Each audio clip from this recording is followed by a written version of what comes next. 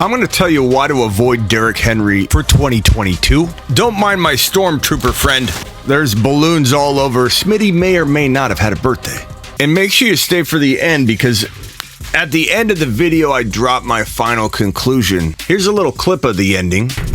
And his dynasty value is in the third round. His redraft value is in the top 5. What does that tell you? That wide range in ADP indicates we're at that line. The Fantasy Football Show begins now. This is the Fantasy Football Show with your host, Smitty.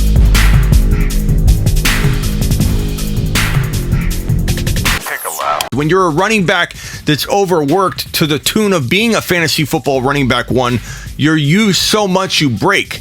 Like, that's the whole point, what people don't understand.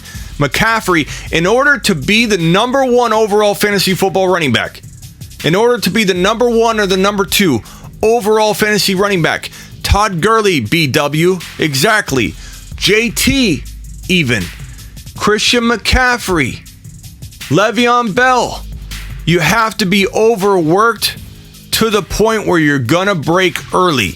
If you're the running back 1 in fantasy, you're getting volume over volume. You're getting more volume than anybody because you're finishing number 1. It's not rocket science. If you are getting production that makes you the number 1 overall fantasy scorer, you're being overfed. So Christian McCaffrey getting banged up is no coincidence that he's having trouble staying healthy because he's been overworked and abused. Todd Gurley, think of the pattern here. Todd Gurley is no coincidence that Todd Gurley could not stay healthy when he started to look like he was breaking down because he was overworked.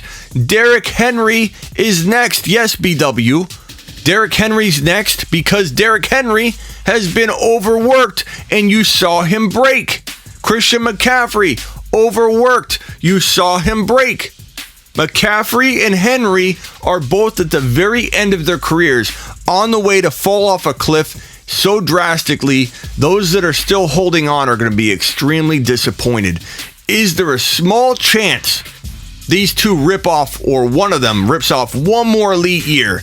Certainly, there's a chance. Derrick Henry, I don't think will ever return to his old self. And I know that's really hard for a lot of people to hear. I fear Derrick Henry is looking at an injury-plagued season. The man has a plate in his foot. The man has a plate in his foot on the outside, okay, right here. And the guy is putting 250 pounds on that foot, trying to explode. There's a reason that he had to wait so long for this bone to heal that he broke, because that bone is so critical in terms of explosion, and you can break it and separate it. They put a plate in there. The guy's already not super quick off his feet hitting the hole. He's a plotter. He plots around, finds a gap, gets through it, starts picking up steam, and then people can't tackle him because he's too big to even take down. He's a guy that starts off a game with 30 yards in the first quarter or two, and you're like, where's Derrick Henry? And then by the time he gets to 27 carries, he's worn down the defense. Nobody wants to tackle him. It's like trying to play an adult inside a Pop Warner football game, and he has 150 yards and 2 or 3 touchdowns. We're looking at a very, very risky situation in 2022 if you're buying Derrick Henry at anything close to top 5 overall value. Again, like with CMC, you take him around the 12-13 turn if he's there, sure, in one league, but he probably won't be there. Derrick Henry will probably be ranked a lot higher on the average, probably never float to the 12-13 turn like CMC could. So Derrick Henry's a guy I probably won't own in 2022 at all. If I did draft him, I would draft him and trade him by, I don't know, the beginning of the second month of football. I would start him for 4 or 5 games, 6 games max, and I would trade him. This guy's not going to hold up. And the biggest caveat here is if you're getting Derrick Henry touches, 27 carries a game, which is required to get Derrick Henry numbers, you're going to get him hurt. He's going to get hurt. He's not holding up at 25, 26, 27 carries a game. He'll last you 6-7 games max if he even still has that step, which he may have lost because of the plate. He may have lost because of the 2,000-yard season that usually breaks every single running back that ever crosses the 2,000-yard mark. The guy ran for 420 totes of the rock in 2020. And that's why he broke also in 2021. You don't run for 420 times and last in the NFL. It breaks you. It wears you down that very next season, which is what we saw. Derrick Henry is a complete avoid for me at his ADP, and I suggest everybody else run for the hills and draft a safer guy like Justin Jefferson or Jamar Chase. Don't draft a Derrick Henry. Don't draft a Henry just to try and trade him later.